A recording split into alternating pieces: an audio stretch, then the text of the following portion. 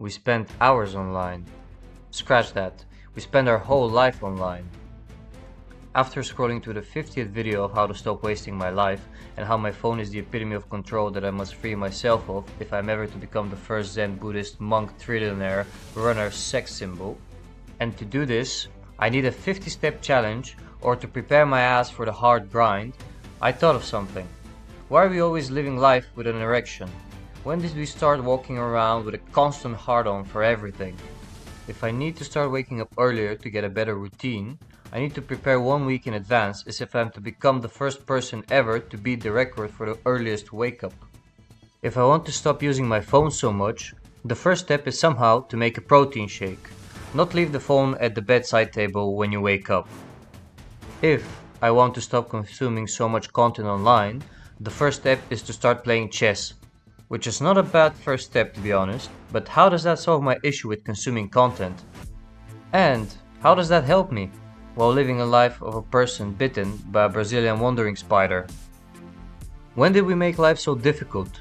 People in the Middle Ages had to deal with the Black Death and the constant threat of catching a shovel to the back of the head, or sword for that matter, which the latter is still a threat today considering how some people use their blinkers when driving. One day, I do hope one of those BMW drivers crosses paths with a farmer that had a less than bountiful crop that year. But, just like my tangent, how does any of this help? I feel like you can watch 70 videos, become a scholar on self-help, earn a doctorate, and still lack the meta when you see just the perfect god pass by on your real page. And then you start dreaming of that orange and black logo again. Most of us, if not all, are slaves to one or more of life's constant distractions, used to chain our senses to it. To which we then have the freedom to of course decide if we have fun with, or exciting foreplay, whatever rocks your boat I guess. And the only wave that ever turns that boat over is that advice you get from your mom and dad when you ask them for how to wake up earlier, or how to have a better routine. Which goes something along the lines of, just go to bed earlier and stop using your phone so much. No shit, Sherlock. Good job, Columbus. You just discovered the West Indies.